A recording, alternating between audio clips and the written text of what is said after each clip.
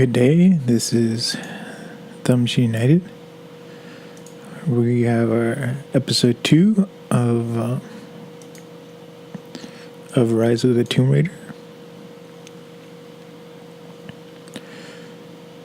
This is not the game archive, because there's a voiceover. Usually with the game archive, we have no commentary. It's just the gameplay. But I wanted to do a voiceover Let's Play for this. So that's what this is.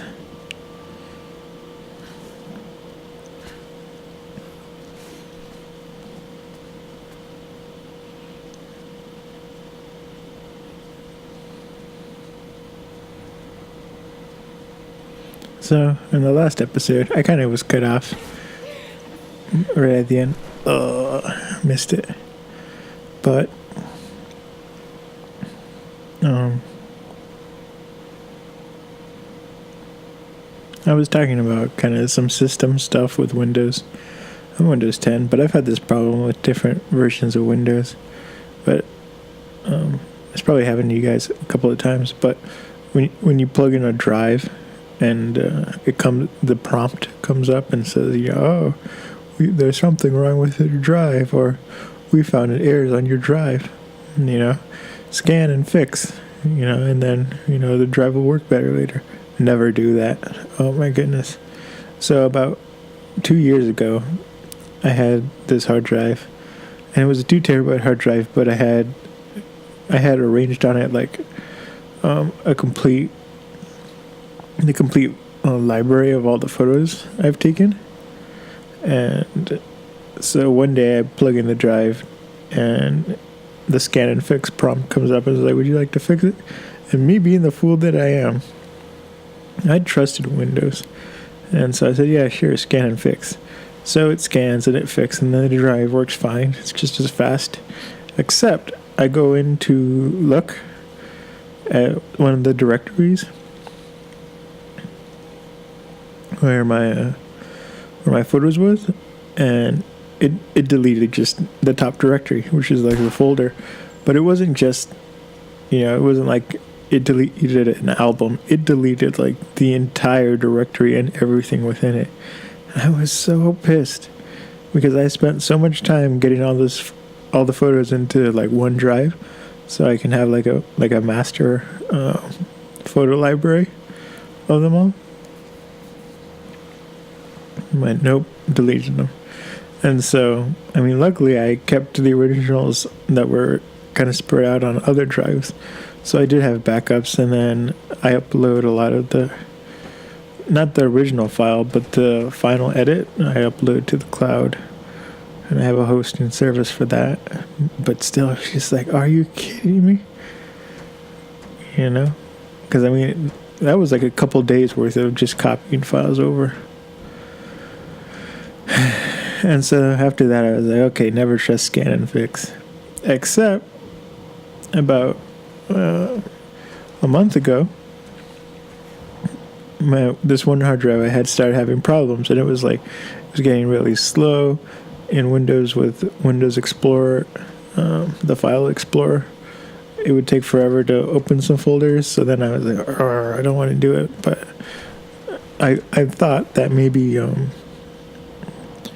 Scan and Fix had a problem with the raw files of my photographs, the CR2 files, and so I was like, okay, maybe it won't do it because I don't have any CR2 files on this hard drive.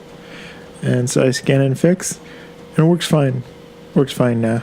But about a week ago, I'm like, okay, I'm working on this one project. It's not going to come out for a couple of years, but I wanted to edit some parts of it.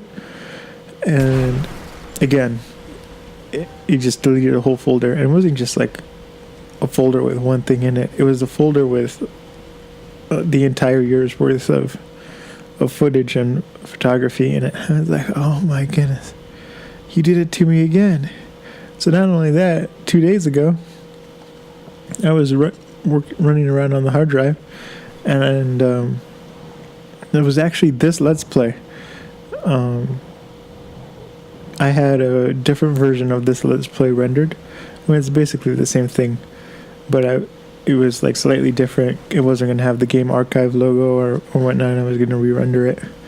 But all the files that I had rendered previously for it and the project themselves, it had deleted that folder too and everything within it. And I was like, oh. So it deleted two folders with a lot of content on it. And so I was just like, are you kidding me? And so I have a Mac, and so most of the time I use disk utility on the Mac, and I've never had this problem. I mean, there have been times when the disk utility on the Mac is like, we found errors, we're going to correct them, and it actually corrects them without destroying an entire directory. But it was just like, wow. I mean, Windows needs to fix that, because that kind of defeats the purpose of fixing the drive. You're just deleting the files, and I get it. Like, maybe there's some sector on the hard drive that's bad and it can't recover it, but it should still like err on the side of caution and just say, you know what, instead of deleting this folder or like overriding this sector so it can do this, just leave it. And so I do have programs where you can recover like deleted files, but it's always a pain. And so, like I said, I had backed it up in the cloud and on other hard drives. Not this Let's Play. And so that's why I actually went back and I took the original files from the game archive, and I'm just narrating over that. But for the for like actually recovering files, there was this one time where I was working on a project and something happened where the footage just went missing. Like, I copied it to a hard drive, but then I couldn't remember which hard drive I copied it to. But and then I figured it out. It was like, oh, it got deleted. And this was probably before I figured out that scan and fix, sometimes deletes files. So it's probably that did it. But I was, and so then what happened was I had this program. It's called something. It's like PURAN, Purina or something. And it was a free download. You can pay extra if you go on up. I mean, if you want to. I mean, it still works as the free download. And so I just had it scan the drive, and it took forever. It took like a day. It was like a solid 12 hours of just scanning the hard drive. And what was scary was, even though there were all these erased files on the hard drive that it found, it was a 1 terabyte hard drive, and it found like 3 terabytes worth of data, just data that had been overwritten and overwritten and overwritten. And so what kind of sucks is that even though it recovers the data, the names and the files and the folders, it can't recover. So it's just like, well, we found, and it just names them. It's just like, this is the MP4 movie 1, 2, 3, 4, 5, 6. So none of them have the original file name. And so I recovered a couple of them, but the problem was it was just the placeholder videos. I couldn't find the actual original full resolution video. But again, I used the placeholder video, and I was just like, for the production, I was like, sorry, but this is all we got. And so it was just like one small segment that went down to standard definition, but it was like, that was so disappointing, because I was doing it for family members, and then some other people asked for it, and I was like, but so that's annoying. So don't trust scan and fix on Windows.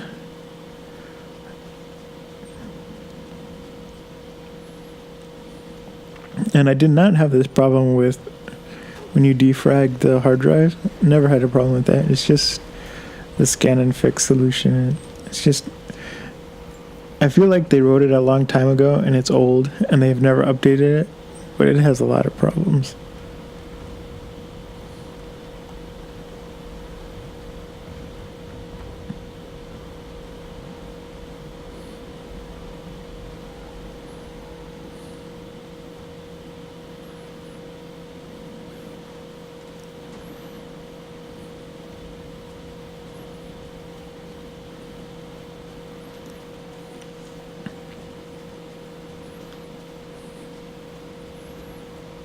And so for the past week, I've been pretty productive, and that's good, because for a little while I was getting kind of like, I guess, mopey a little bit, but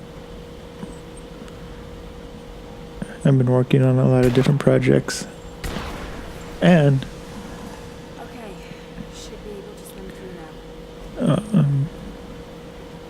I mean, it's kind of funny because even though I'm going to school and working, I'm still getting a lot of other projects done, and almost more of those projects, even though I have a lot more to do for other people. So I guess I'm managing my time better, and so that's nice. I mean, today I woke up at 10, and then I've just been working nonstop till 7, and it feels good to get all this stuff done. But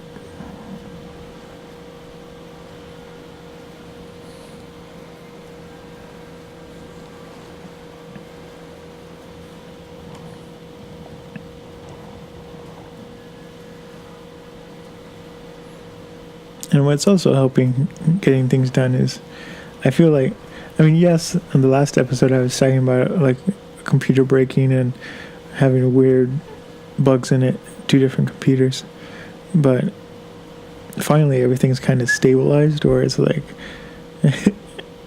I kind of imagine it's almost a little bit like working with Bitcoin, where the computers are rendering, and it's just like, I know that, they're doing work for me, and eventually, once the product is finished, it's like not necessarily some form of currency, but I'm gonna be happy when it's finished.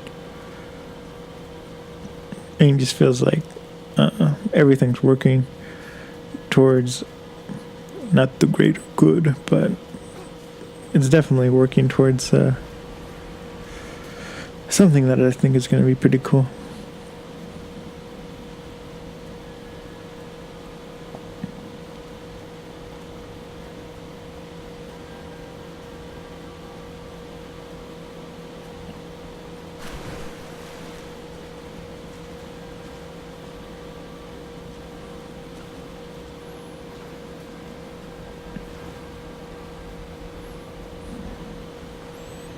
And so right now I work on the weekends, and I work Monday, Wednesday, and Friday. But I have to wake up early for school, and it's funny because I have school only 2 times a week. It's Tuesday and Thursday, but then so I have to keep the alarm on, and usually what I do is I keep the alarm on every day of the week, just so it wakes me up. But after Thursday, what I've been doing now is like I just turn it off, because Thursday's kind of like my Friday for normal people. It's like, yeah, the hard stuff's over for the week, it's all downhill, and so it will be like 7 o'clock at night, and I'll drink a caffeinated tea, stay up late. And the irony is I'm still working on things for LCD Productions, but that's the party. And so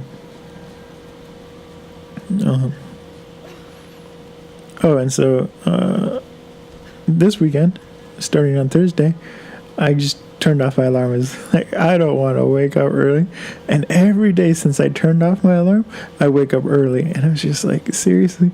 And what's funny is, while the alarm was on and on for the weekend, I just turn it off and go back to sleep, and then I would wake up at like 1 or 12.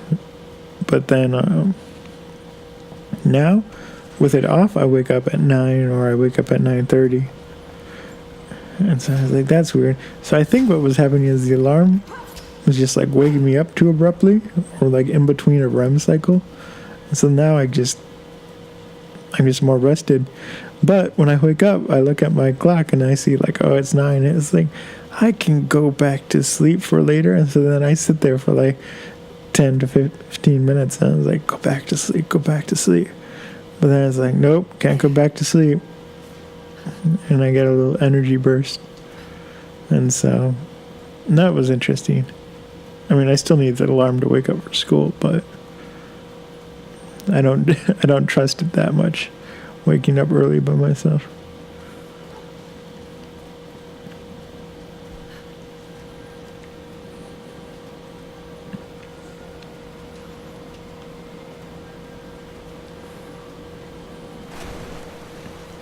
And then in the last episode, I think I mentioned it, but we were having like non-stop rain, and it was raining for like 3 or 4 days, but not just a light rain. It was a hard rain, and like sometimes at night it was just like,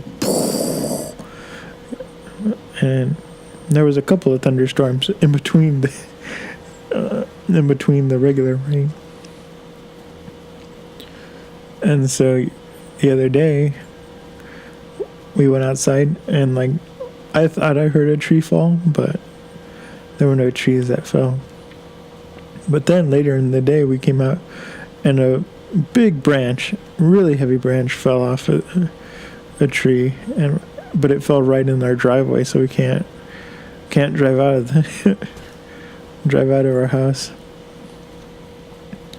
And so we called some people to help come remove it, because I went out there and I tried. I don't know what I was thinking. When you look at it, it's like, wow, that thing's huge. But I thought, oh, maybe I can like budge it an inch so we can drive past. No, I kind of yanked at it a little bit and tried pushing it.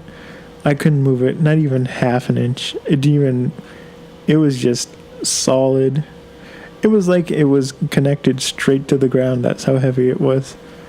And it's about 1.5 feet, 2 feet in diameter, part of the branch, and then it's about 15 to 20 feet long. So it's a big branch. So we called some tree removal people, and they're coming.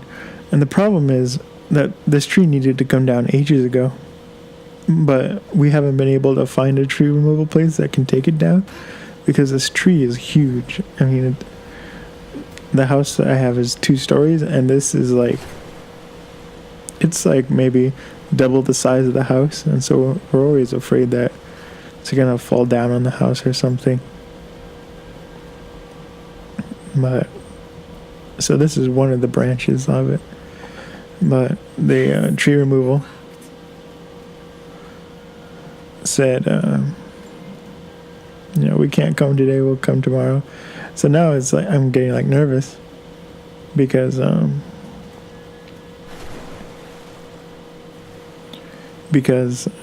have school in the morning, and they're like, oh, we'll come at 8 in the morning and it will be done by 10. And I was like, that's cutting it close.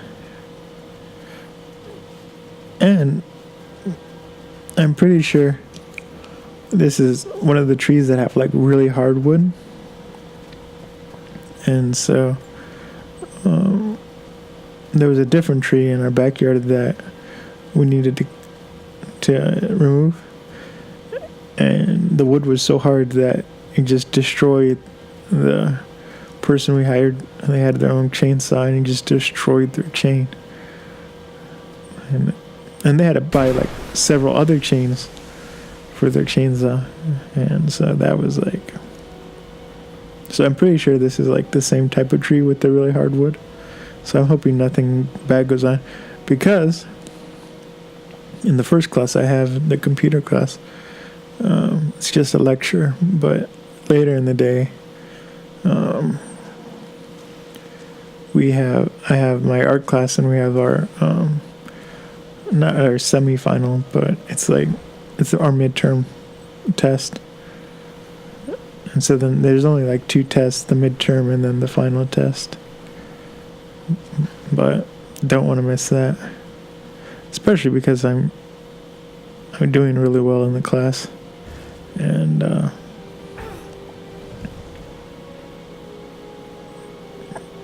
And I vaguely remember the teacher saying there's no take home tests or later tests, but that might just be my imagination. But if that's true, I mean, you really can't miss the test. And so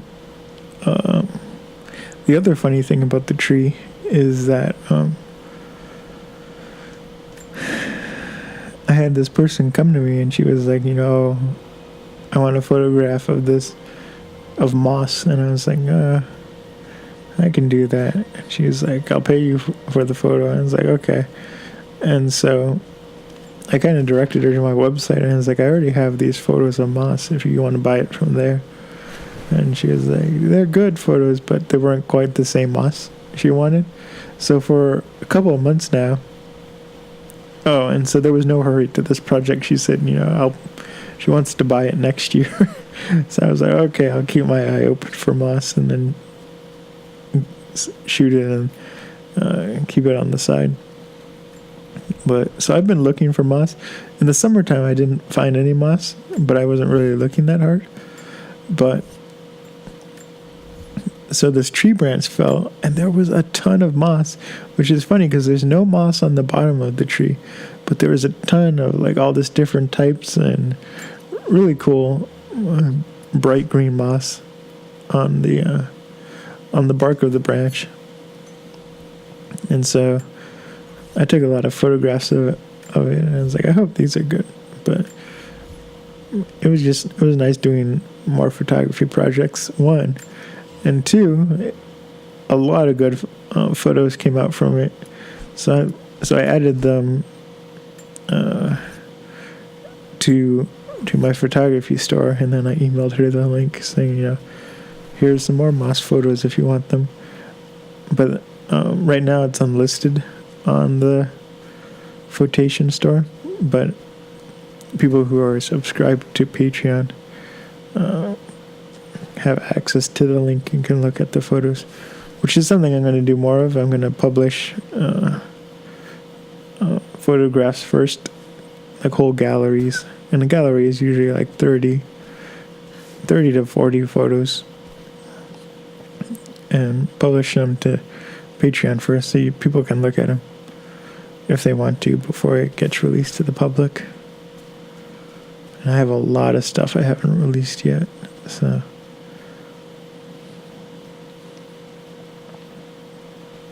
there's going to be a lot of early access photography. On top of Photations is about to get started again. Yeah, so you get early access with Photations and then live to tape. And of course all the Thumb United gaming and Let's Plays.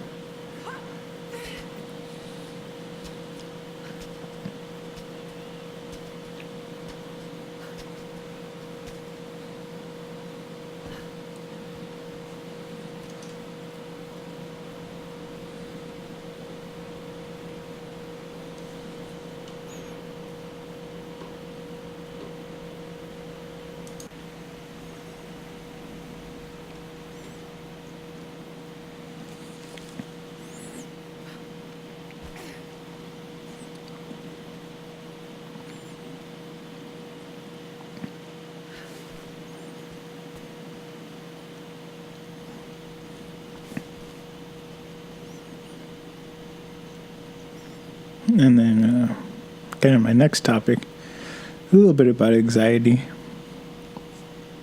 But for the past maybe 3 months or so, I've been kind of having problems sleeping. I mean, I fall asleep fine, but it's after like sitting in bed for like an hour, sometimes 2 hours. And it's just, mainly it's like my own brain getting kind of worked up. I'm not sure. It's kind of because I have nothing to do. I just start thinking about things. But then I'll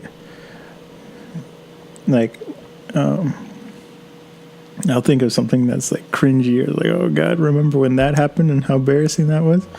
And then my brain will just continue on and start thinking about every embarrassing thing that I've ever done or had happen to me in my life. And it's just like, stop, brain, stop, you know?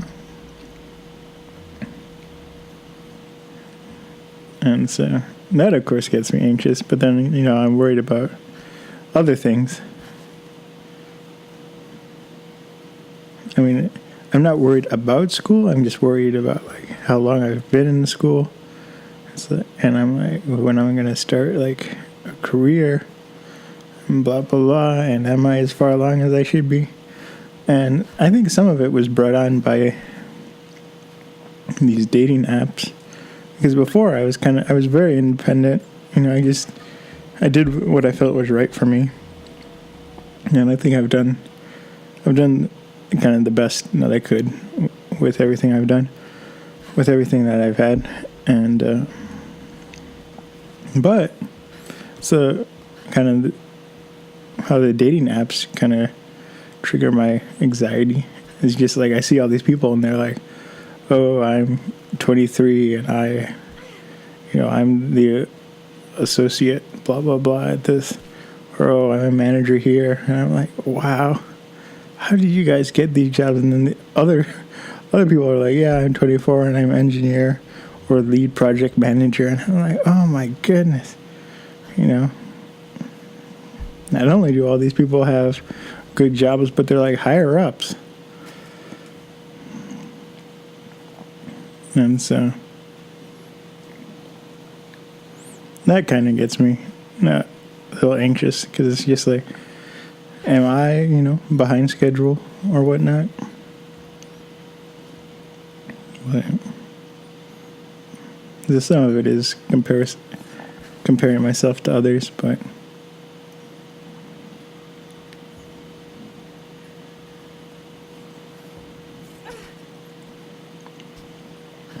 the major thing is, you know, my brain just starts thinking, you know, this embarrassing thing happened, or, you know, that kind of sad thing happened to you this year or a couple of years ago. And then it's just funny, because then, like, I know my brain is running out of things when it starts going into, like, oh, remember that embarrassing thing that happened in elementary school? It's like, why? Or do we have to bring this up now? And so, of course, I can't sleep when that happens. But so sometimes I don't like to get in the habit of watching videos. I used to think that it was bad to be on your cell phone, like, right before you fall asleep. But now I don't really care that much, because I started to watch, like, relaxation videos. But I kind of don't like that I have to get into the habit of, like, have to watch this video, then I can relax and fall asleep. I'd like to just be able to do it on my own. But the other night, I was watching this video, and the lady in it was just like, you know what, if you're feeling anxious, just feel anxious, you know, don't try to fight it. And I was like, maybe that's what I'm doing wrong, you know, I'm just trying to fight it all the time, and my brain is like, you can't repress this feeling, remember this other thing that happened to you? And so, I mean, I've tried it already several times, where my brain starts to spiral into kind of anxiety and a little depression. And it's just like, you know, it's okay to be sad. You know, just feel it, and then it just stops, you know, the one thought or bad thing you were feeling, you know, it goes away. And so, I mean, it's funny, because I tell my friends that my entire high school experience is being repressed. Which is funny, because I had a relatively good high school experience, but there are some things that, you know, you don't want to remember. So it's kind of in line with the other thing I was thinking that I tell myself when I get like kind of anxious about starting a project or doing something, or even, you know, going up to, like, somebody new and striking up a conversation or whatnot. It's just, you know, you have to feel the fear and do it anyway, because it's like, it's okay to be afraid, but don't let that stop you.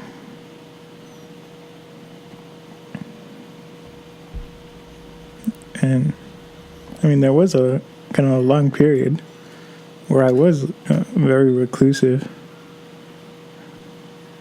I mean, I remember there was this one class, and this kind of shows how bad my anxiety got, but there was this one class where it was systems analysis and design, and so we had to design a system and present it in class, but I was doing really well in the class, answering all the questions the professor asked, but then there was this one part in our project where we had a role play with the teacher, and the teacher would be a client, and we had to pitch them our idea for the system we wanted to build them and how it would work with the database and everything. And it's just like I couldn't schedule, appointment with the teacher because I was just like so worried about giving not just a one-on-one, well, giving a presentation, but not just a presentation, giving a one-on-one presentation. And so I got so anxious about it that I just dropped the class rather than deal with it, which is pretty bad. But I mean, I'm glad it happened that way because that wasn't the first sign I didn't like computer information systems. There was some stuff I just didn't like dealing with, like access for database. I mean, I did well with it, but it was just like I really don't want to spend any part of my life really dealing with access and databases. And so I much rather, and that's what computer information systems usually go into the field of, is dealing with databases and everything. And so, I loved writing programs. I was great at writing programs. And so I switched to, they didn't have the degree when I originally signed up at the community college that I went to, but they do now. And so that's when I switched to application development. So working with C++ and Visual Basic, and then I'd actually do a lot of work with Python and WX widgets, which is a way to get a graphic UI onto Python scripts. And WX widgets also works with C++. And what's nice about WX is that you can compile it on Windows, and you'll have like the native Windows look to it, but then you just take that same source code and compile on like Mac OS X, and then it's the native UI for OS X. And then the same thing, you can go do it on Linux and compile your C++, and it's native there. And so that also works with the Python. And so it's just, I love programming more because you have to be really creative. I mean, with programming, there's a billion ways to do something. And there might be like 30 different ways that are the right way. I mean, there's no one right way to program. And so, I mean, that part I was lucky. But,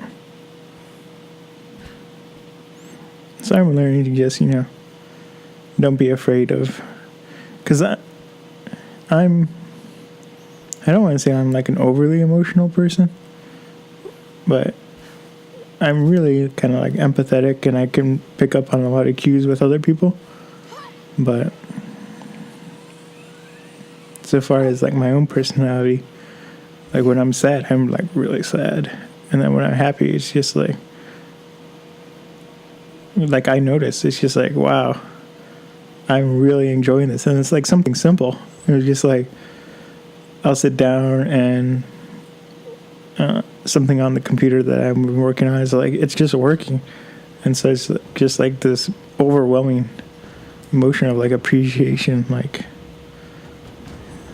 I'm really glad that things are going well and whatnot.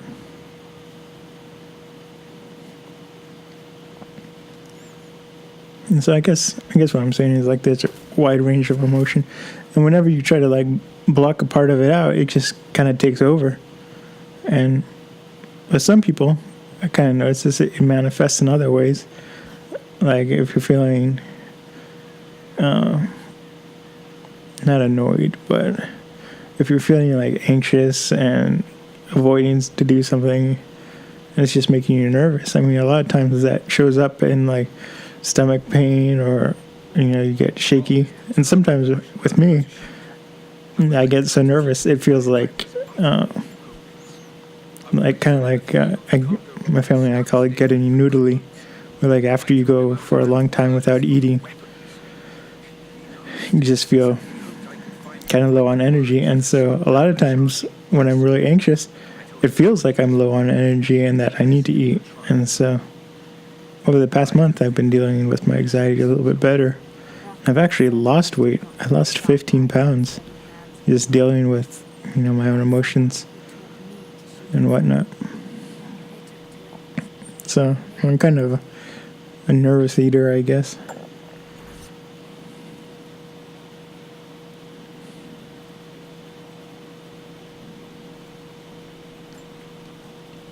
And then the other thing I noticed is, my brain's really creative.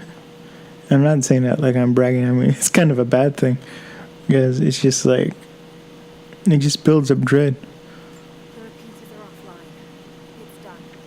It's done. about, what if this happened when you come up to this person, or this can happen if, you go to class and blah, blah, blah. It's just never that bad. I mean, nothing I ever imagine ever happens in real life, and it's never, Maybe there's a way to that bad prison. or anxiety inducing. So now, especially with classes, it's just like right before class I get nervous. It's like, oh, I don't want to show up. Maybe I'll take a sick day. But so far this semester I haven't missed one class, because I'm just like, you know what, nothing's gonna happen. And the joke of it is 90% for the computers class, I mean, the students just have to sit there for an hour and a half. I mean, the teacher doesn't really ask us to do anything. There's a couple of things we have to do on the computer, but it's so basic, it's kind of mind-numbing. And so, once class starts, it's just like, I was afraid of this. You gotta be joking. And so each time I kind of confront something I'm anxious to, it reinforces that, the real world is easier than you think. My brain just tries to make it overcomplicated.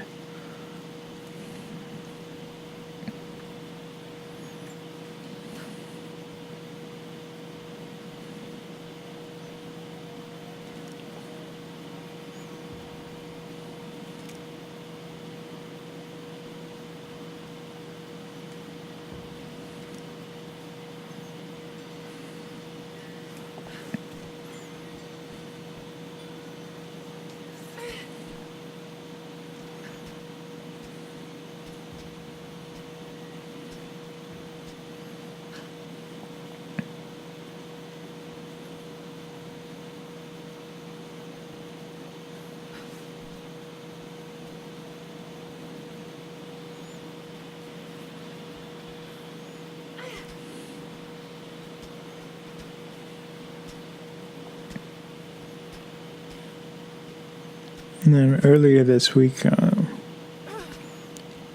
the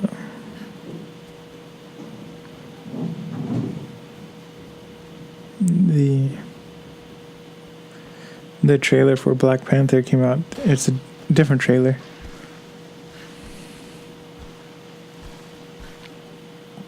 It's like the second trailer for Black Panther. And originally I wasn't excited for it, just because I was kind of getting burnt out on Marvel movies in general. Like I've actually started to like skip a few of them. Like I skipped Ant-Man. I was gonna skip Spider-Man Homecoming, but then I got a coupon for like a couple of free tickets, and so I went to see it, and I was glad I saw it because Spider-Man Homecoming was really good.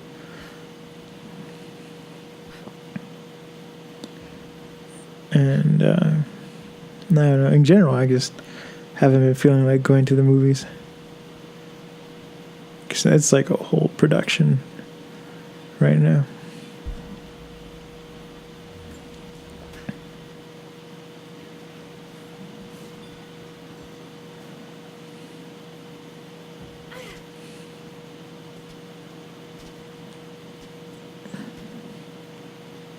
I think the last movie I saw in theaters was Kingsman: The Golden Circle, and I wrote a review of it on Quotations under the Old Master Thoughts. But I liked it a lot.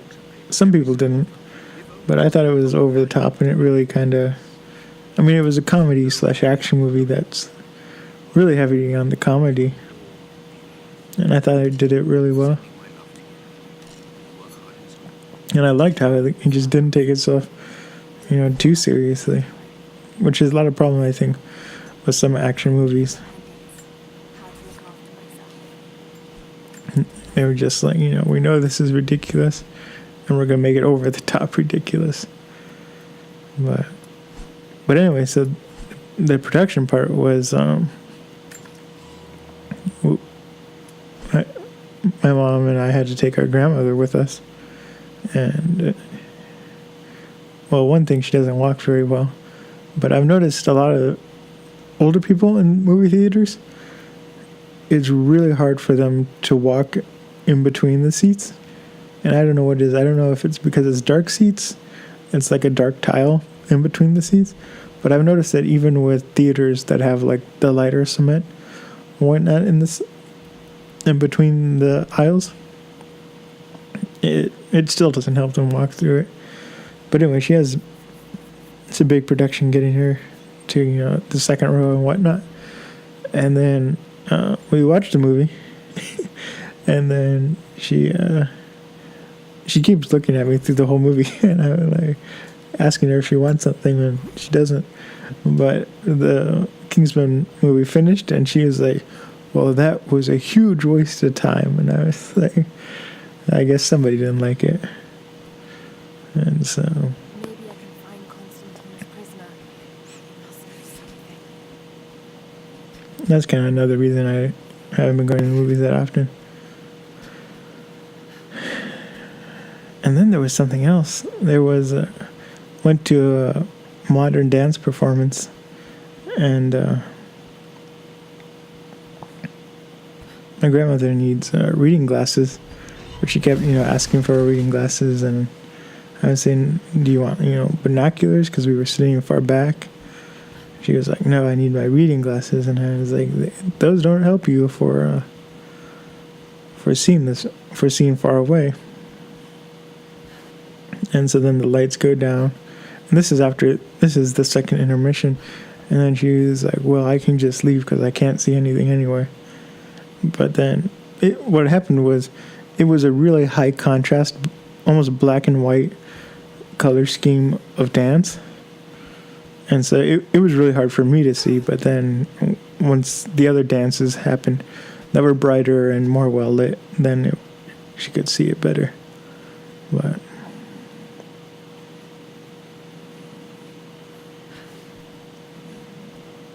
yeah, just going out in general is a big production.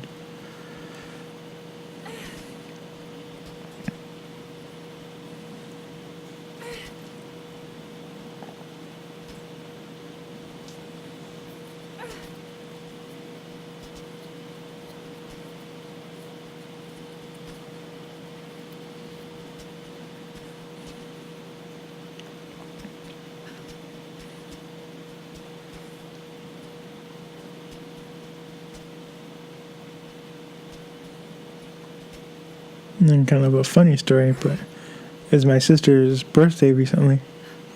And so then on Facebook, it took me forever. I spent like 15 minutes just looking at different GIFs to send her. And so I finally found the GIF I wanted to send her. And so I sent it. And I was like, oh, she's going to love this one. And so then I didn't get a reply or anything. And I was like, that's weird. All day. I sent it in the morning. And so then I was like, I guess she didn't like it. And then I was like, oh no, was she offended by it? I mean, it wasn't really something you could get offended by. But it was something I thought both my sisters would appreciate.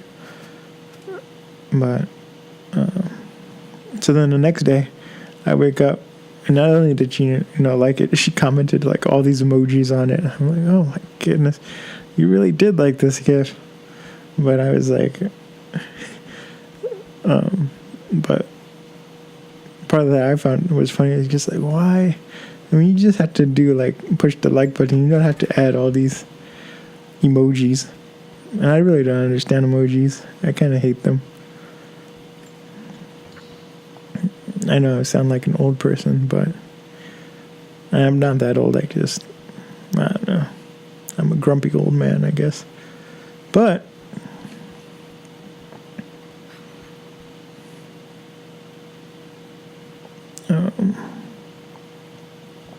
yeah, so my dad uses a ton of emojis, and before I didn't have a smartphone. I just had kind of a basic phone, so I never knew what he was. It would just come through as like all these blocks and whatnot because it didn't support emojis.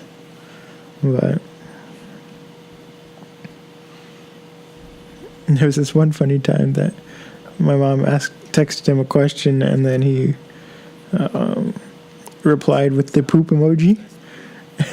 And we were like, what is that? Why are you sending the poop emoji? And then he was like, oh, isn't that the lady that's dancing? And we're like, no, that's not the dancing lady. And so I thought that was funny.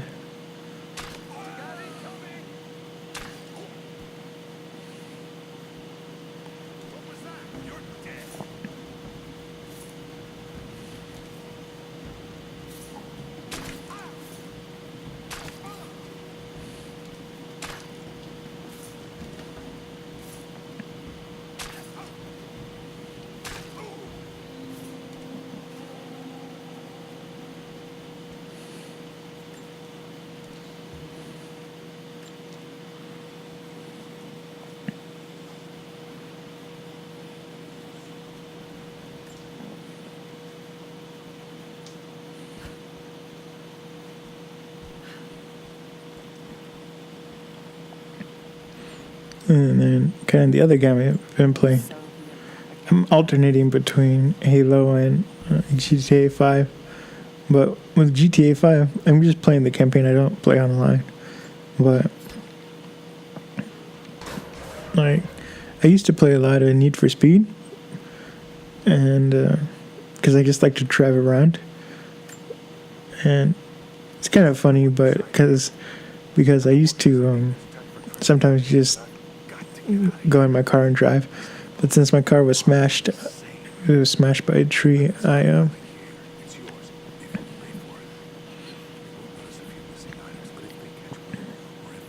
So I used to, just drive for fun. And so now, instead of actually driving in real life, sometimes I drive in these open world games. But I just got kind of tired because I use Need for Speed Rivals, and it just seems like a smaller map than all the other Need for Speeds, if that makes sense. It's just like I feel like I can just go around it too quickly. But then, so now what I do is I just drive in GTA 5, and then occasionally I'll like go to the airport and steal a plane and then land it back at my other hangar.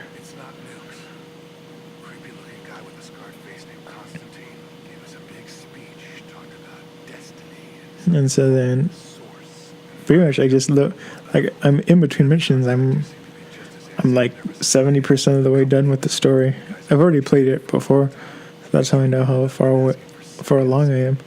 But I just like start flying around in the airplane, and so I really enjoy kind of the open worldness of it.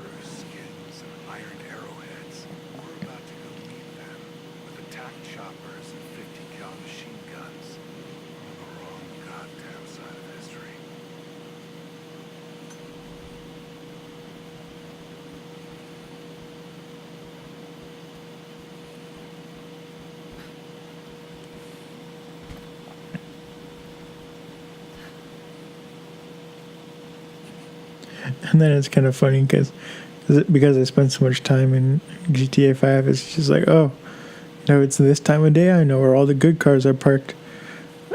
I like their fake Porsche and their knockoff Tesla, the Coil.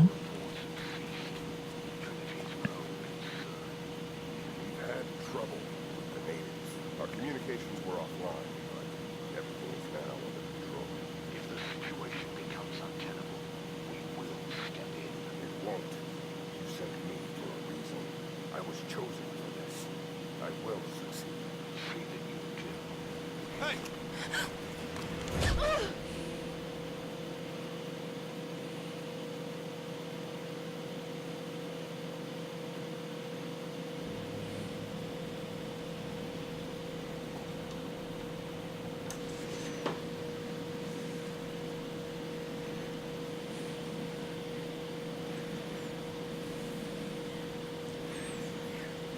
Laura, are you okay? Oh, thank God. Anna. What are you doing here? I don't know. I can't remember. What's happening, Laura? Highly suspicious. I'm so sorry. I didn't think they'd come off to you. Oh, my fault. Who are they? What did they want? The same thing my father was after. Oh no, Laura. I told you not to do this. Whatever they want, just give it to them. It's not that simple. Just hold on. And then there was this like homeopathic Somehow. medicine I used to take, and it's for anxiety. I was talking about earlier about kind of being more anxious than usual the past couple of months, the past 3 or 4 months. And I don't really like taking medicine for it, but this one I've noticed no side effects for, and Don't touch her! I No. mean the main reason why I decided to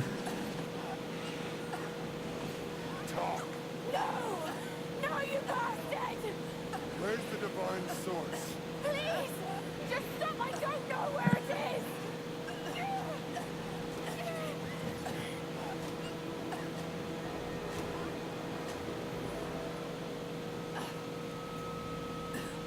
That's enough.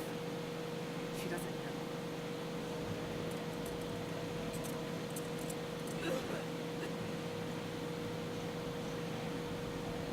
What?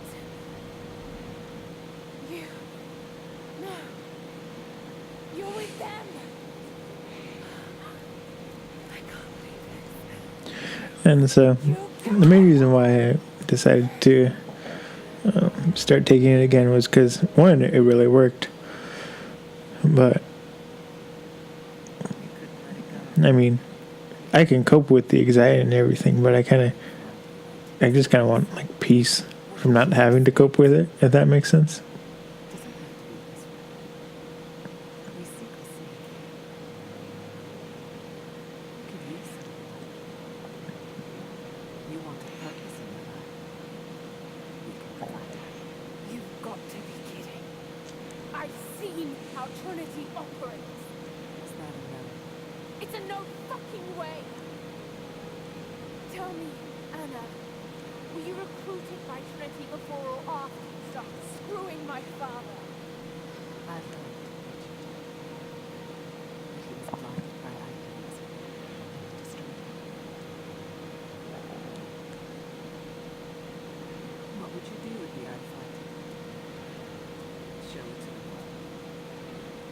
Redeem your father's good name. You're still so naive. Just a frightened little girl trying to walk. And so what's nice about kind of this this particular one, is that it's not a medicine you have to like take continuously. We're done here. It's just Not yet. it's just it's just like these little capsules that dissolve under your tongue, and you only take it when you really need it. And so, I mean, I don't think I'm going to be taking it that often. It's just, when you feel anxious. So I plan on like not taking it more than 2 or 3 times a week. And it's not habit forming.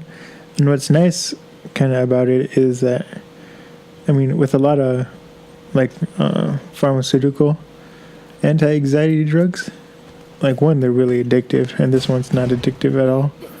But then 2, once you start taking the anti-anxiety drugs, like the pharmaceutical ones, they stop working after a while. So you always have to like increase your dose, and then like if you want to stop taking them, I mean, once you stop, the anxiety usually comes back worse than ever.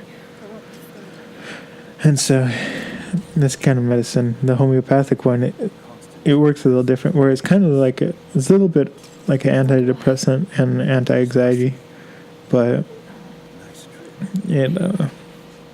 it's not addictive, and you don't have to scale up for it to continue to work, because you just take it every once in a while, not every day.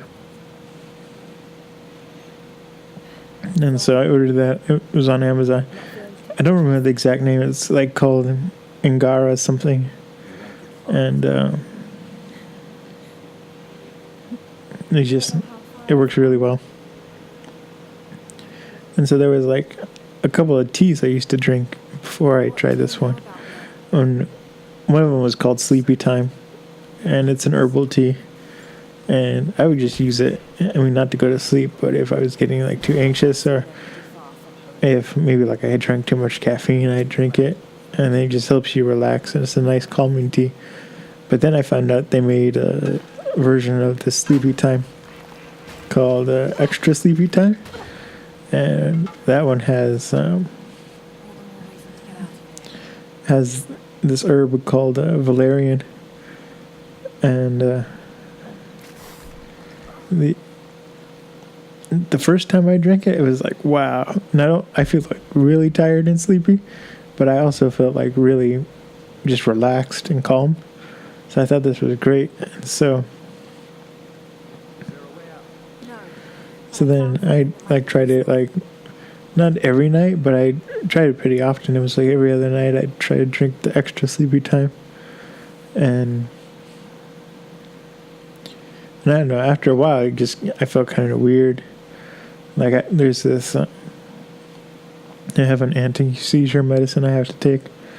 And so it's hard to describe, I just felt odd after a while. And so then I looked it up, and it turned out that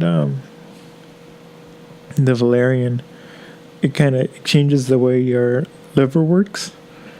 And so any medicine you take that the liver has to metabolize, because that's how a lot of medicines work, is your liver will filter it out and put it into your bloodstream. But so it was kind of messing with my anti-seizure medicine, and so then I had to stop taking it. But what's nice about this anti-anxiety thing is that I've noticed no side effects or anything with it. So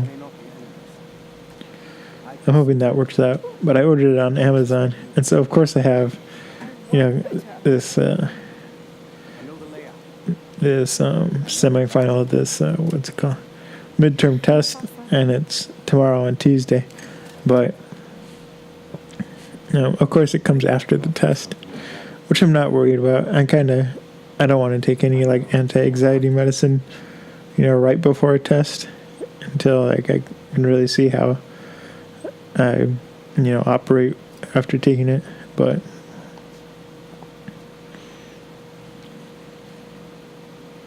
I am looking forward to that tomorrow. And again, I mainly plan on taking it in the evening, because that seems to be when the anxiety comes.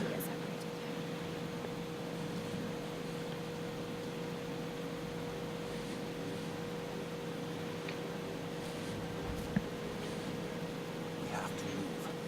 The guard will be coming through our route any moment. Do you know the way out? Yes. I've had some time to study this place. How long were you in that cell?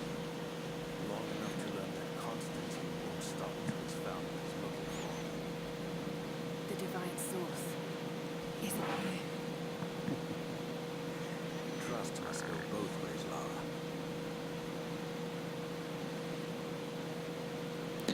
And then I went to go test out the VR feature from Live to Tape. Live to Tape, it releases a video. It releases 3 videos, and they're all up on Patreon for early access, but one of them is two-dimensional, so just a regular video in HD. And the other is a side-by-side video, which is a 3D video. And then it releases a fixed view VR, which just means it's made for like the VR goggles you use with a cell phone. But instead of being able to like look around, like look to your left or look to the right, it's a static view. There's no head movement, no head tracking. And so it's like watching the video, but with a giant screen in front of you. And it's really the best way to view. It's also stereoscopic. It's in 3D as well. So it's kind of what I've noticed is that this VR method is like the best way to view 3D in my opinion. And if you have a phone that has a 4K screen, then you really get to see the native resolution of the 3D. And so currently I don't have a 4K phone, but I'm going to switch to Android phone because mainly I'm tired of Apple, and you know, I like the headphone jack and they removed it, and then like, I use my headphones a lot, and I have two pretty nice speaker systems that, you know, you need the headphone port to plug in the phone to these speakers. And so it's just like I don't want to have to deal with getting like all these Bluetooth dongles, and I don't like Bluetooth audio because like I can hear the difference. And then the other thing is that Bluetooth eats up the battery of the headphone. So like the headphones I have right now, they're Bose, and so there is a version of the headphones that do have Bluetooth, but the battery just goes out so fast. That's why I never bought them. And like right now, my headphones have a preamp built in, and so the battery runs out. I use rechargeable batteries, so the battery runs out about once a month, and then I recharge it. But if I use like a regular battery that's not rechargeable, it goes out like maybe one month and a half. But I use the headphones all the time.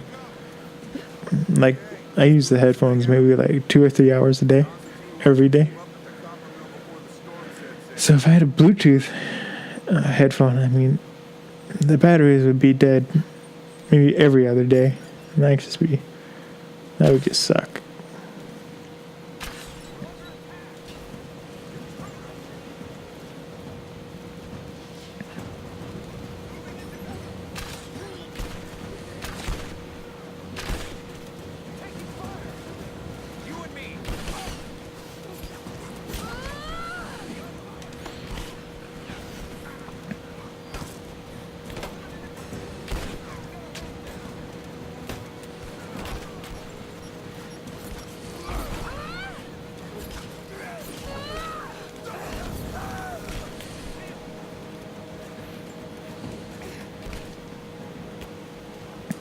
Oh, so anyway, there's 3 versions of that Life to Tape releases of a video, 3 versions of each episode, and then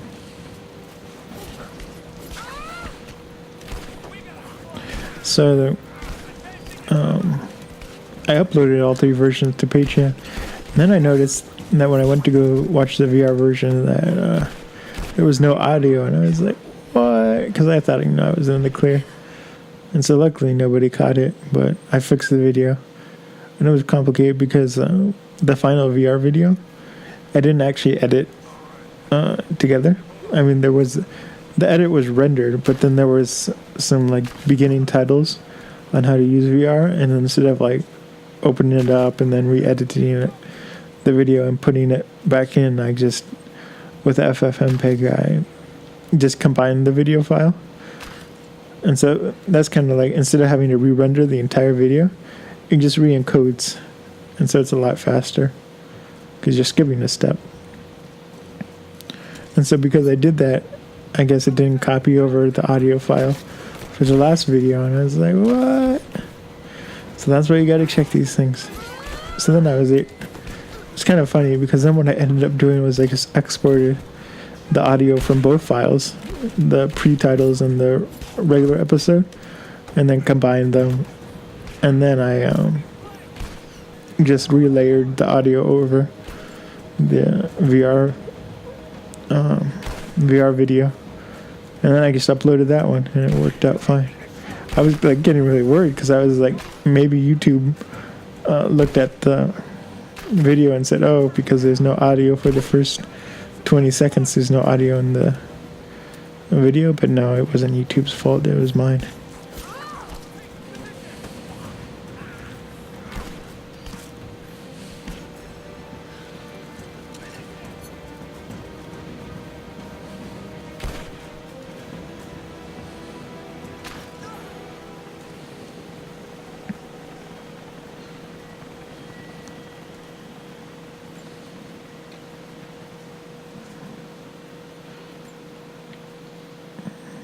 And then I usually try to get my homework done on Friday or on Thursday because I want to have like the whole weekend to work on other projects or to do like gardening and whatnot.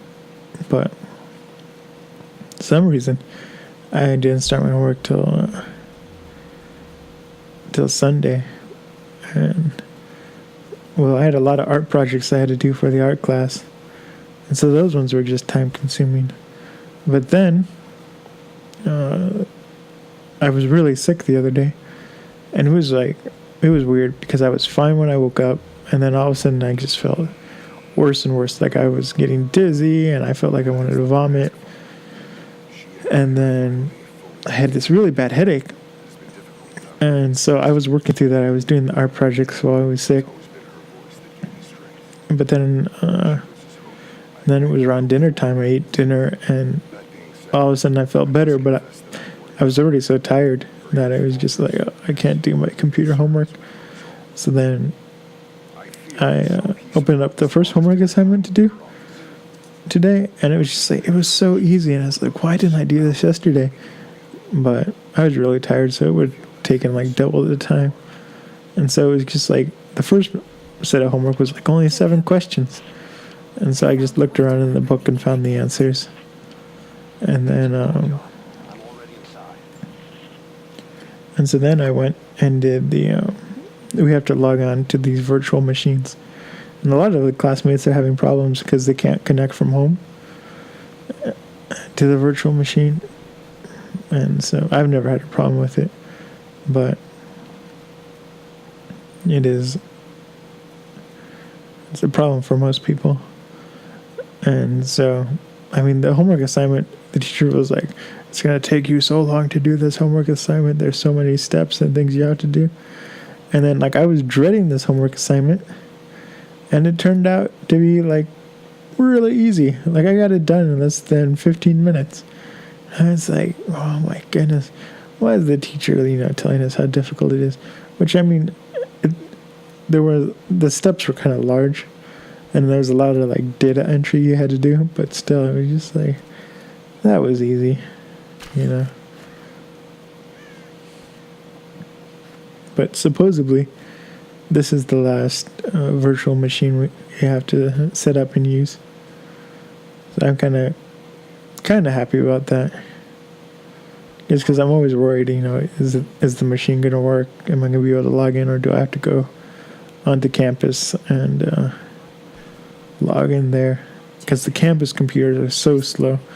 It takes like 15 minutes to log on to a computer because you have to log on with your account and with your student ID. And then it takes a while to just load the desktop. But so I really avoid using the campus computers. Then I have good news. Reconnaissance with scouts. The natives have a settlement on the other side of the mountain. So, you will have your day. Just as long as you don't lose focus. to go about it? Crawford told me she's still alive. We can't afford to dwell on the past. You doubt me?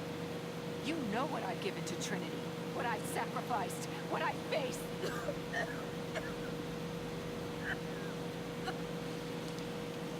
I'm fine. My sister has been gone. I swore I'd always protect you. And then, and so to do the virtual machine homework, I have to be in Windows. And so I made the one PC I built. I made it so that it has 2 drives, and then I have a hot swappable bay. And so when I want to boot into Linux, I just put in the Linux drive. If I want to boot into Windows, then I put the Windows drive in. And the reason why I did it on 2 separate drives is because Windows would constantly update, and then something would happen to where I'm pretty sure Windows would do it on purpose, where it would mess up my bootloader, and then the Linux side would just be unbootable. It just wouldn't work anymore, and only the Windows would work. So I made the separate drives that way so that Windows can, never touch to the Linux side. But while I'm logged into Windows, it's just like, I wish, because I render all my scenes and everything in Linux, and so I have a virtual machine using VirtualBox, and that has Linux on it. And so sometimes I was trying to run a couple of renders without having to restart Windows, but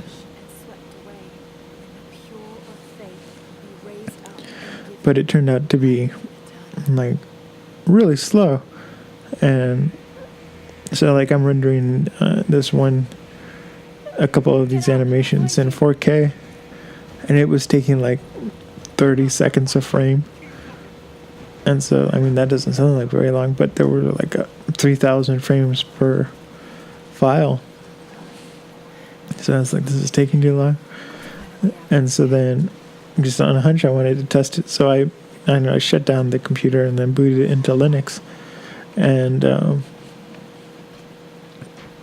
just in Linux, without Windows or the virtual machine, it was rendering it would render 1 frame, and it would only take 6 seconds. And I was just like, I give up with virtual machines, Well, virtual machines with rendering.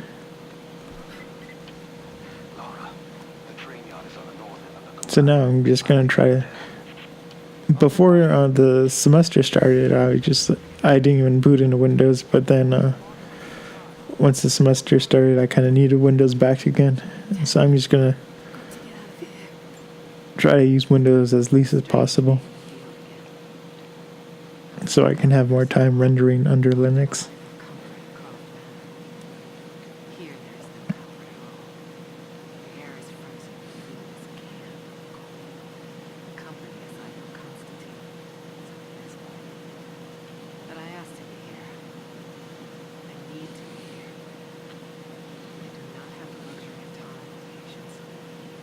Constantine and I begin this journey together. I will be there when he fulfills his destiny. So for now, I'll breathe deep. I'll let the cold air burn my lungs. I'll let it remind me that I'm still alive. I'll let it fuel me for the final push towards our destiny.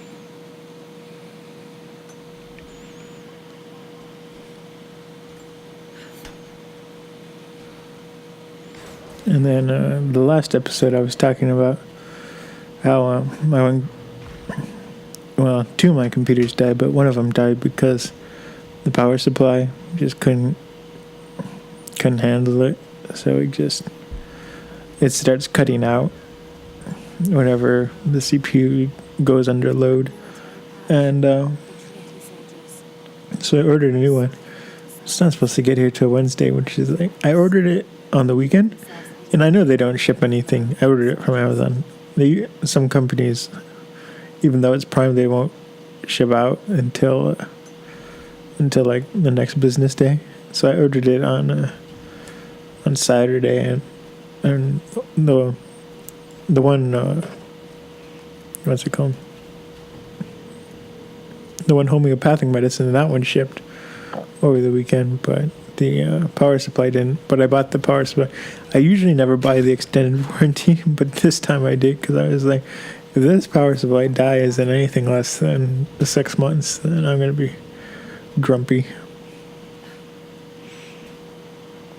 And I spent kind of extra money to get not just a higher wattage one than I needed, but a higher quality. Excuse me.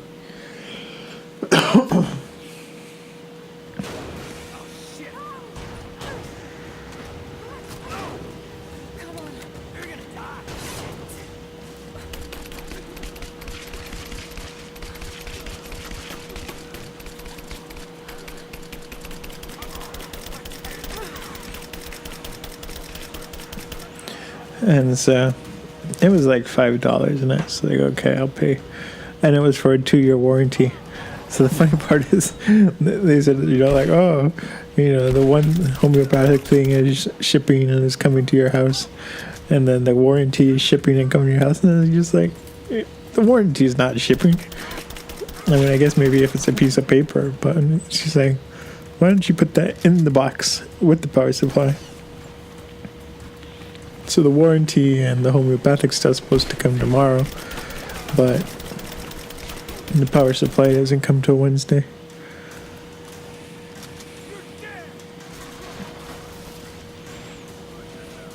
Which, if it was 2-day shipping with the actual 2-day business day, it should be here on Tuesday, but it's gonna be here a day late.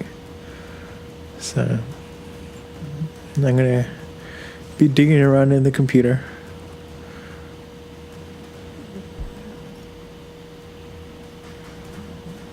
And that's the one part I don't like about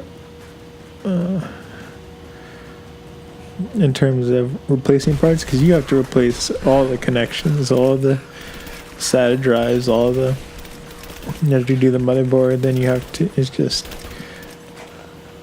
every tight crack you have to really go into when you replace the power supply. And then the computer that I'm replacing has a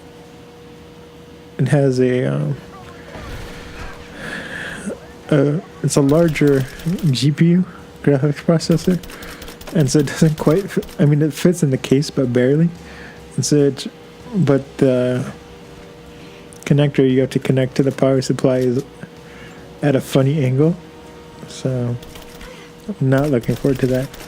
But it shouldn't take more than 30 minutes or so to replace everything.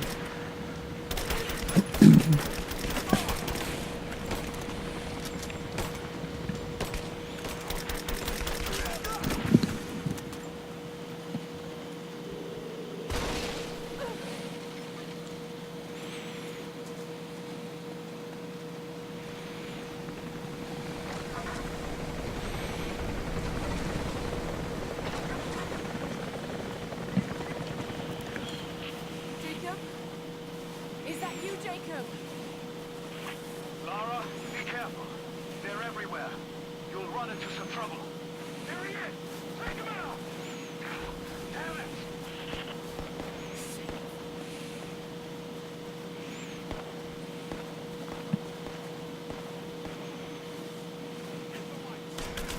Keep me covering fire!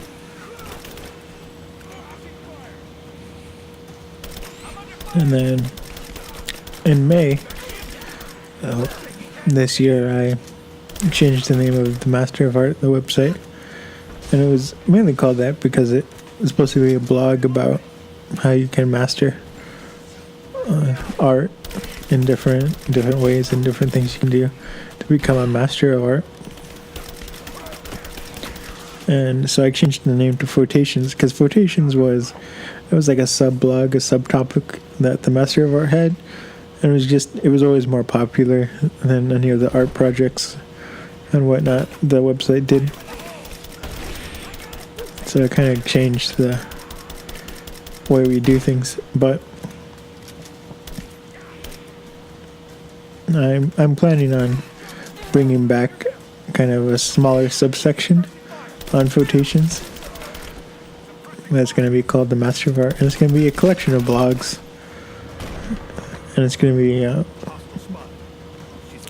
to be geared mainly towards like art appreciation and kind of art evaluation, like what this piece of art, and we'll be taking like famous pieces of art, and what was the artist's intent, and then what do I think the intent was versus what the artist really intended, and then compare. It's going to be kind of like research.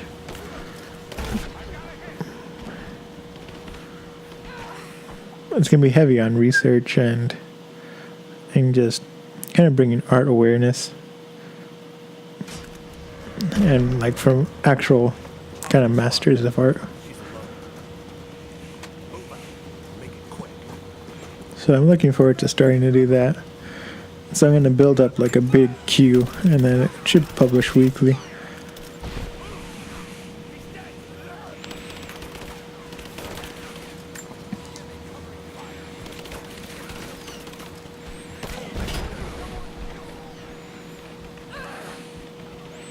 And then for some reason, I'm really looking forward to winter. And I used to like winter okay in elementary school because our school, we have ski days, and so that was like every Friday in winter the entire school would go to this mountain. It's not a real mountain, it's called Mount Holly, but it was really a trash dump, and then they turned it into a skiing place. And so every Friday the entire school would come to this mountain, and we'd all go skiing together. And so I really liked winter there. But then in like high school, I went to a different high school, and they didn't do that so much.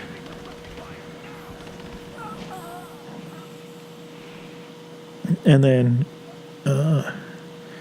in 2015, I don't know, I just had like not like a bad reaction, but it was just like the winter was like so dreary. It was just like, oh, I couldn't stand it.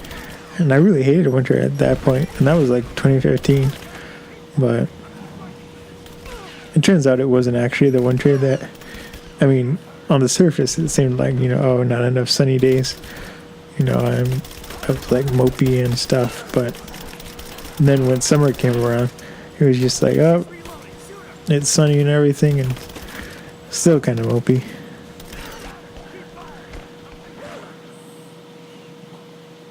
So this time I'm looking forward to winter. There's a lot of things I want to film, and so I'm looking forward to starting a lot of projects then. And the other thing I like about winter is because it's so much colder, and especially where I have the computers, they're all in the basement.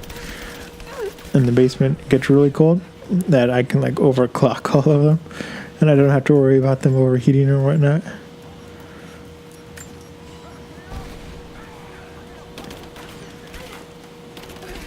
And so winter is like a really good time to get all these renders done.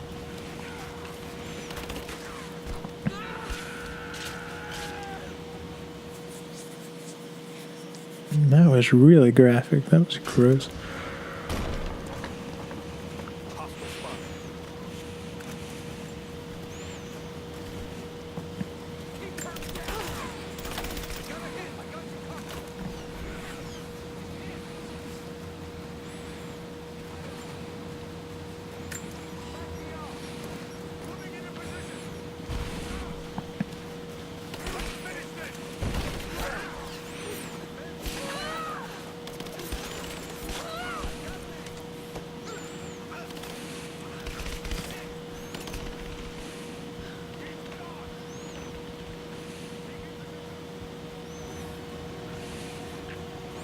And then every once in a while, I kind of go out and I'm kind of on the search for jobs. I keep getting these email notifications. I signed up for this. There's like this one, like security guard agency, and I filled out an application. And so like every month I get like an invitation to interview, and it's just like I used to think I'd be okay as a security guard because I'm pretty good with people. But then it was just like, oh, you have to file all these incident reports and stuff, and I was like, maybe it's not for me.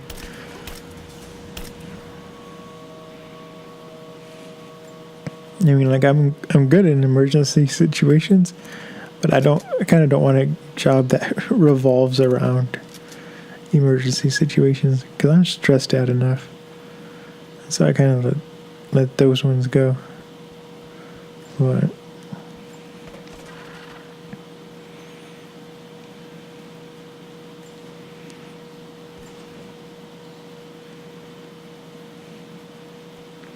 and so I've been looking on.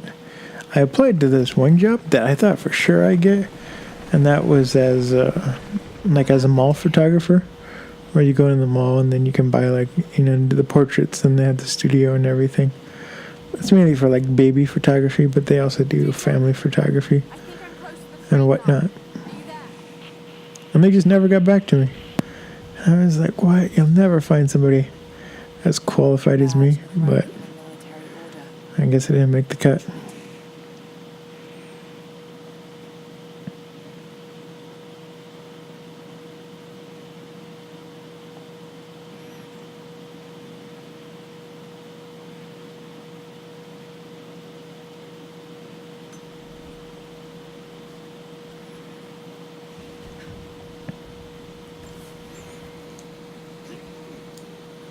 Then I've also been looking for jobs in my field. And it's funny. Well, this is a job outside of my field, but I was looking up like a drone photographer.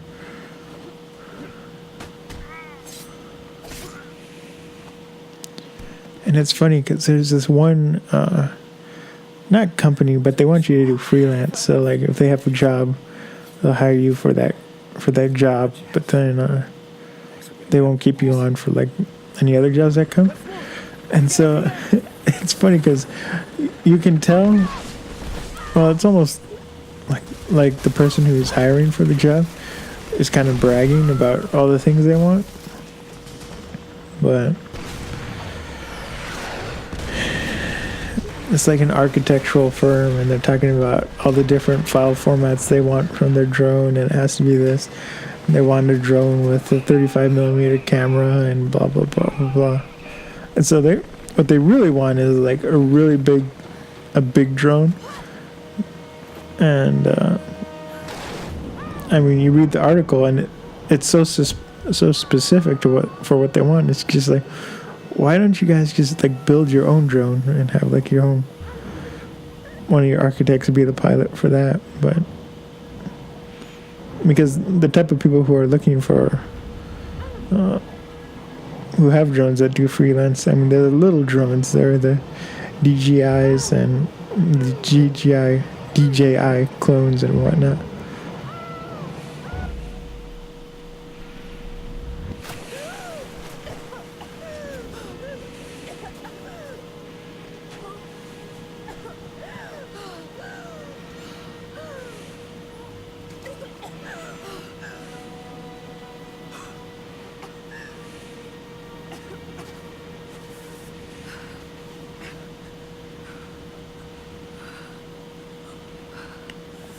And so it's funny because, I mean, this one job site I've been looking for some time, and like that job keeps on showing up. So it's just like, you guys obviously aren't finding somebody who, well, one, I mean, half the things they talk about, I don't even understand what they're trying to say. I mean,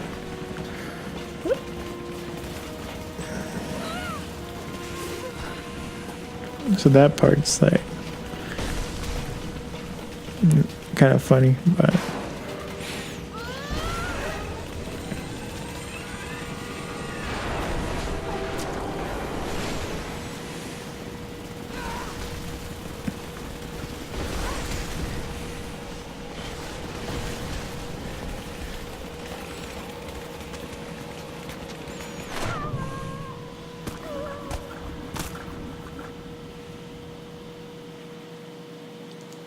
So that drunk job is just, it's not something I want to apply to, but I just thought it was funny.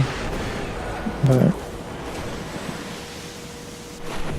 oh, and then there was this magazine that I subscribed to, and then they announced that they had this version of the magazine where it's like every issue since a certain time, like sometime in the 80s. I think it's 80s. Like you can buy it. So I went and I looked up the price. Well, no, they don't tell you the price. So I filled out a form, and then they were like, "Are you a student?" And I clicked yes. And they wanted $900, and I was like, "Are you kidding me? I'm not paying $900 for a back catalog." I mean, yeah, it's a lot of issues, but still. And so then, because I filled out the form and they had my email, I mean, they really want people to buy this, collector's edition, because they emailed me and they're like, "Oh, are you sure you don't want to buy it? You can still complete the form and fill it out." And it's like, yeah, no, I don't have $800 to spare. I didn't email the person, and so then they kept emailing me, even though I didn't respond. And they're like, "Just a follow-up email. I wanted to see if if you were still interested." And I was like, "Nope." And so then there was this other email I kept getting, and it was like, the email wasn't, it looked really spammy, and they were like, "Oh, we see you have this on your resume." And I don't know how they found my resume, because it's supposed to be all private. And then but they did, and so they're like, "Oh, apply to this job," and I ignored it, because one, I don't know if it's a real company, and it kind of seems like a scam.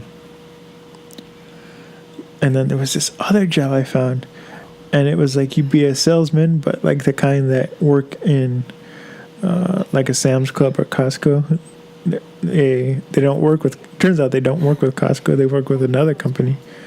And so brands will come to that company and try to sell, and have you try to sell their things inside the other stores. And they're even in Best Buy and whatnot. And I was like, "Oh, that's interesting." So I went to apply there, and it was like the sketchiest program I've ever seen. And I thought, first off, their office where they're set up, it was like really temporary. It was just like, did these people just move in here today? That's what it seemed like. And so I interviewed, but didn't get it. But it was just, I don't know, I didn't really trust the company. So I guess that worked out pretty well.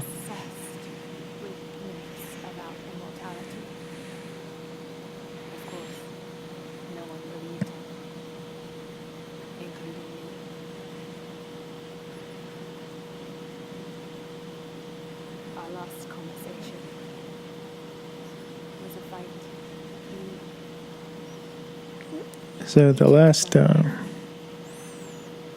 was kind of hoping to get like a sales associate I thought I'd come in to retail, but Something else happened. and I saw something that I thought was impossible. I mean, because when I worked in retail, I kind of did like the grunt work where it was like a lot of running around, and like your performance is timed, and so you're always trying to beat your previous time and whatnot. And so as I was working at that department store, it was just, I look at the salespeople, and they're just standing around, helping the occasional customer and whatnot. And I was like, wow, I want to be one of you guys. It needs to be But researched, studied. that didn't happen when I interviewed for it. Not something to be hidden away. And so what I think happened was, like, they said they were hiring, but I'm pretty sure they hired somebody from within the company, because they said 80% of the people they hire from inside the company. And so somebody got an upgrade or whatnot. But I didn't know this, but they said you get like 2 months worth of training, and then you have to train under a person for another couple of months and then you become the sales associate. And I was like, wow. And so it is. I mean, it's paid the whole time. But when I worked in temporary as a seasonal employee, it was really you had one really long day of training, and you had to watch video after video and then answer all these questions and pass all these tests, and then you had orientation, and that was it. So I was really surprised that you had like 2 months of training for a sales associate.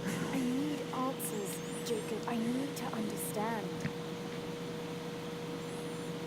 You're leaving. And so then, right after I didn't get that job, I applied at the same department store for seasonal work because it's time for seasonal. And then I didn't get that. I talked about it on a previous episode. And it was really funny because right after they emailed me, oh, we're sorry you didn't get this position. And then a couple hours later, they emailed me again and they're like, we're hiring for seasonal. We want you to apply. So I'm like, I think it was automated, that they just said like I was an okay worker, like I was passable and pretty good. Last season they can hire me, but I think they just sent that email out too late. They didn't know I just interviewed. I don't think the actual store was asking me to interview again. But it wouldn't surprise me because a lot of people quit.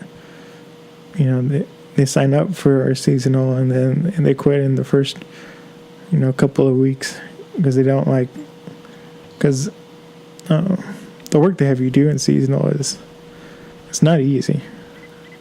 Overwatch, we have contact with the native in the old sawmill. We wounded her, but it looks like they set traps around the perimeter. We've got one casualty so far. Doing a sweep.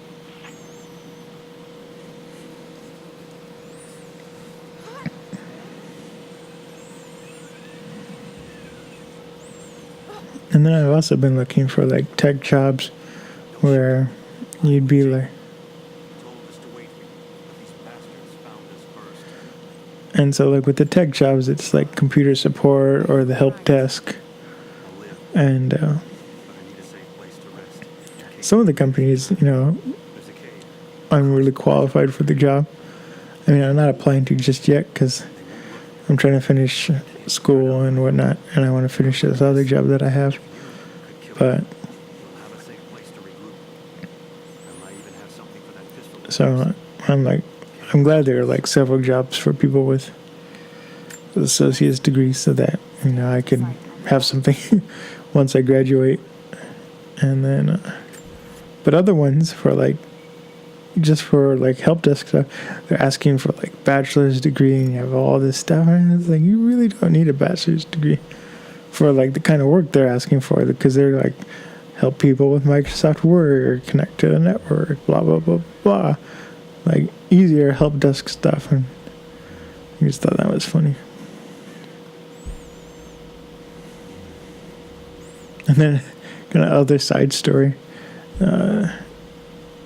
I was interviewing at Home Depot, and the person said, oh, well, I told him, oh, I'm studying computer programming, and I go to like the local community college and whatnot, and they're like, oh yeah. And so then the last question was like, how would you rate your computer skills? And I was like, advanced, really advanced. But the part that kind of sucks about all these interviews is that like they ask you the same thing over and over. I'm not talking about like from place to place, but like I interviewed at this one company for 2 different positions, and the 2 different positions they asked the same questions, exactly the same 6 questions. And so then the interviewer would ask like a question that wasn't on the paper, but they don't even write down the answer for that. It was just like his own question, not really for the interview. And so that part's kind of sad.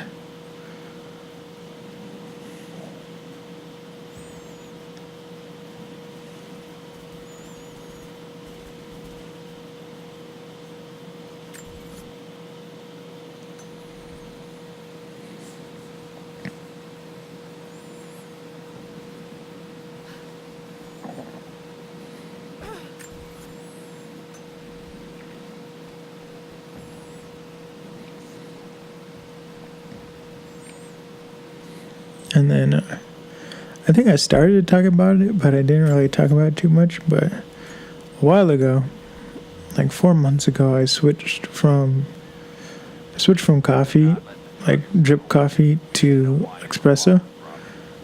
And kind of the reason I did it was because I was drinking like 3, sometimes 4 cups of just regular coffee, and I was like still really tired.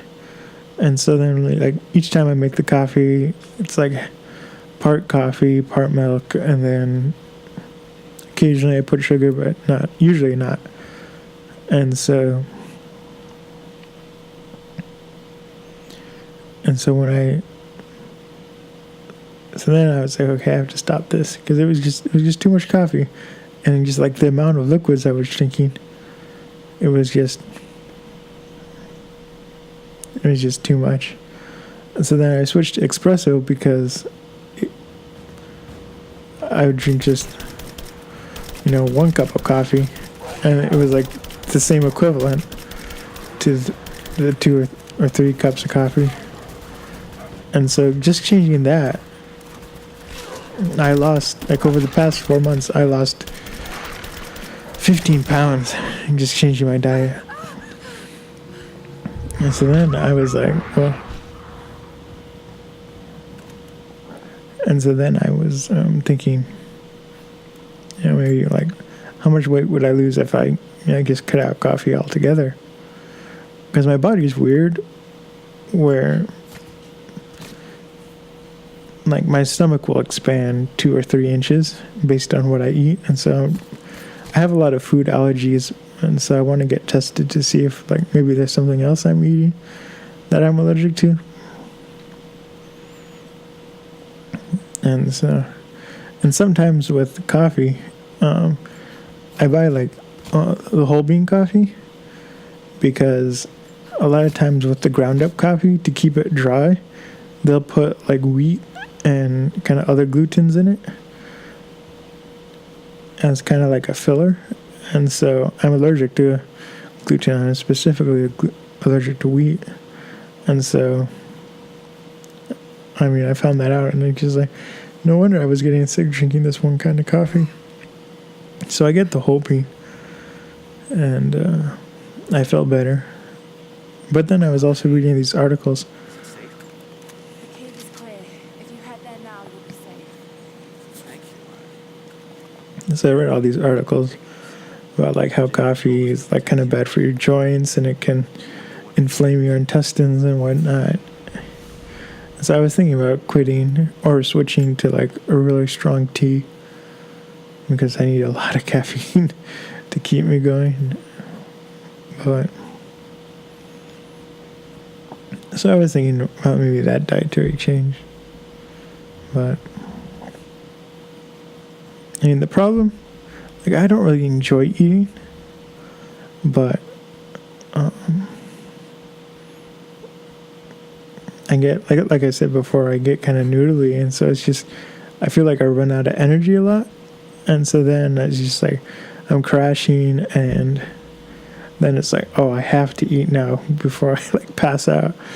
And so then once you get to the part where you pass out, you want to eat everything in sight, and so then I usually eat more than I have to.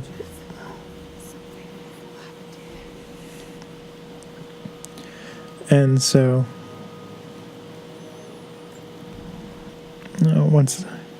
once you get to the point where you're getting shaky and everything, it's already too late.